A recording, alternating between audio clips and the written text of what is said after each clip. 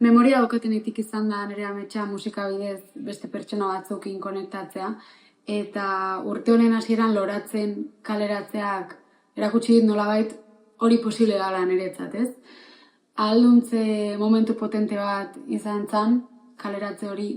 Sentitu nun urte guzti hauetan indako lana eta musika munduan indikuten negar malko guztik nolabait merezi zutela, ez? Eta zentzu bat zutela.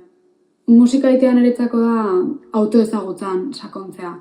Eta interesgarriena da artista bezala prozesu hori ez dela inoiz amaitzen. Estudioa joaten naizen bakoitzen edo nire gelan abesti bat idazten ari naizen bakoitzen haur bat bezala sentitzen naiz berriz, eta honena da haur bat zeanen inorrek ez dola aparteko ezer espero zutaz, ez? Eta nire ustez askatasun hortan sortzen da magia.